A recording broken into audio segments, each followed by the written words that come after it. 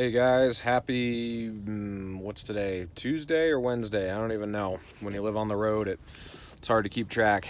Whatever day it is, hope it's going well for you. Uh, it is the last full day that Donald Trump will be president. So I just wanted to talk about my thoughts on Donald Trump.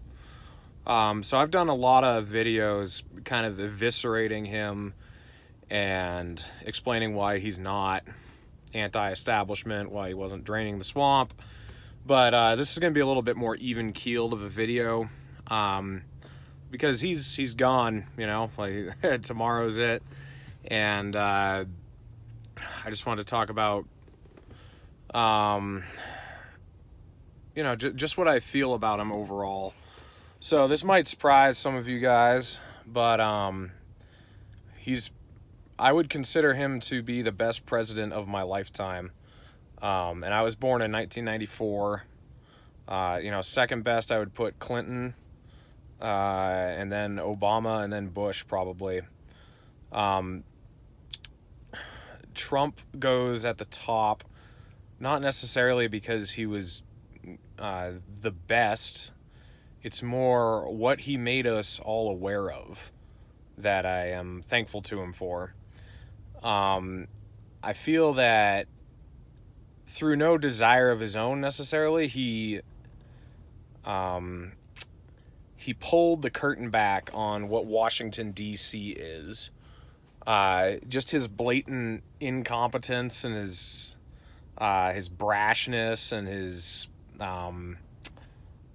outspokenness and everything. It just kind of stirred up a shitstorm that no one could turn away from. It was kind of like just a horrible car accident that you couldn't stop watching. Truck after truck just slamming into a pileup. You just can't turn your eyes away. That was kind of what it was like. But he really showed me how fake everybody is. Because in rhetoric, you would see the Democrats do nothing but oppose him, and then you would see the Republicans do nothing but support him. But then if you watch the votes, you would see the Democrats and Republicans do whatever they wanted to do. So, the Democrats would be calling him like a dictator and a fascist, and we got to remove him at all costs. And, they vote to impeach him and everything. And then the war powers resolution comes around after, we airstriked Soleimani. And the Democrats mostly vote against it. And it's like, wait a second. There's a resolution to tie this guy's hands to make it harder for him to go to bring us to war. And you're not going to support it. And then the Republicans, they would stand by him, oh yeah, he's doing everything great. And then when he decides to try to pull troops out of Syria, it's suddenly the biggest fuck up in human history, and all the Republicans kind of turn their backs on him and say, oh no, we don't have anything to do with this. So he really just, he made that very clear, unlike any other person who's been in the Oval Office in my lifetime. The other thing he would do is he would be honest, which is a hard adjective to put to him, but he would be honest about the horrible things that we were doing and why we were doing them. I remember with Syria, he said we were leaving troops in there to protect the oil, and so many people got angry at him. And I was like, hey, at least he's actually telling the truth, that's why we're there. We're not there to, try to protect our allies or spread democracy or, return peace to the Middle East. We're there for the oil. And he's saying that. And this is, I think, why the establishment hated him. They want us to think that they want us to think that they hate him because of the racist or misogynist or ridiculous things that he says. But those are not the reasons they actually hate him. They hate him because he'll go on live TV and he'll say, the military-industrial complex is a real thing, and these generals want to do nothing but bomb, bomb, bomb.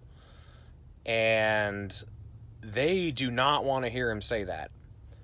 And it's true that he might not actually do anything to fight against the warmongering establishment, but just the fact that he'll go on live TV and he'll say that, or like during the debates in 2016, that he would tell Jeb Bush, your brother lied and got us into a war that was a big fat mistake, wasted trillions of dollars, cost thousands of lives. Just the fact that he would say those things rattled their cages, and they hated it.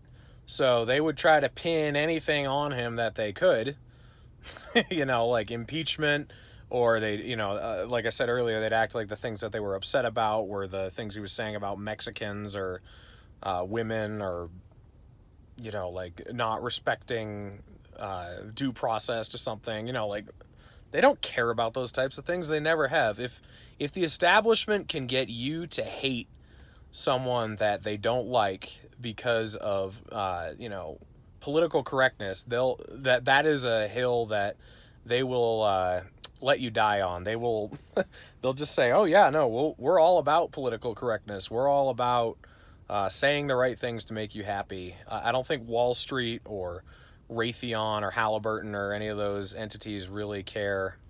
And they'll fully get behind cancel culture and political correctness to take down someone that they don't like. So, Trump was a mixed bag for me, because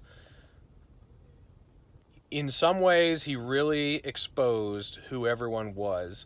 But then in other ways, I felt like people were captured by his words and they didn't pay attention to his actions. So a lot of people felt like he was taking care of business when he really wasn't. So he would talk a really good game, but then at the end of the day, the actions wouldn't really follow through. I think a lot of us saw that in real time with this bill, the stimulus bill that passed a few weeks ago. He talked a big game about vetoing it and demanding that payments for people be higher and that all the pork be taken out. And what did he do? He just signed it. That is kind of who Trump has been.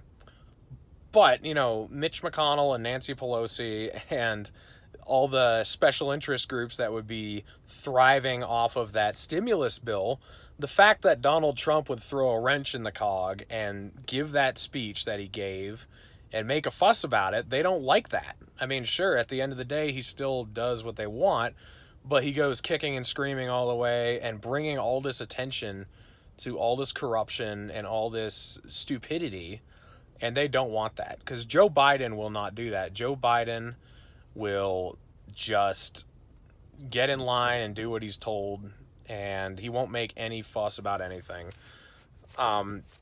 And I think it does matter that Donald Trump would make a scene, because it caused people to tune in who never have tuned in before. So, I would rank it, Trump is like right here, and then Clinton's right here, and then Obama, and then Bush is down here. But I think it's important to remember that with me, Trump is closer to Bush and Clinton and Obama than he is to me. And it's really a sad realization to come to, that Trump is the best president of my lifetime. And it makes me wonder, is that the best that we can ever do? Can it ever get better than Trump? Or is that our peak? If that's our peak, that's pretty sad. And we're already, going down the other side of the slope. I hope not. I hope we can do better than Trump. And I hope that Joe Biden will remobilize the right wing that's against the oligarchy, because I feel like a lot of really good anti-corruption people were leaving things in Trump's hands, and they felt like he was just taking care of it all when he really wasn't. And now that Biden is in there, we have an undeniable enemy. No one can try to create a picture of Biden as if he is not the establishment, as if he's not everything that Washington would love in a politician.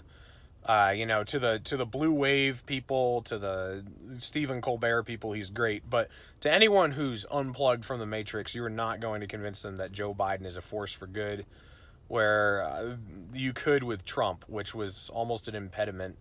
So I don't look at this as a defeat. I look at this as an opportunity to unite people against the oligarchy, because the oligarchy is so fucking obvious now. So whether you voted for Trump, whether you voted for Biden, whether you voted for Bernie or, you know, Tulsi or Joe Jorgensen or Howie Hawkins, whatever, like, it's time, you know, if you were one of the Biden people that said, we got to get Trump out of here and then we can deal with business, like, okay, you've gotten Trump out of here. So, you know, we're going to take you on your word. Like, you've got to try to fix things now because the worst president in history is gone. So join us and try to change things now. If that was really the big obstruction we had to get rid of, then you don't have an excuse anymore. So join us in trying to change things in the future now. And I really do think we can do better than Trump.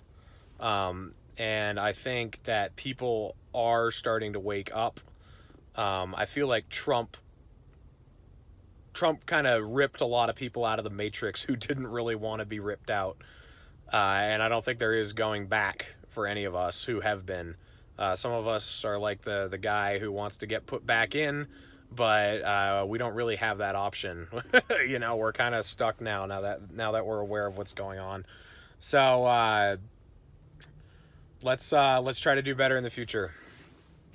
All right, guys, I'm going to check out here. Thanks for watching. Take care of each other. Take care of yourselves.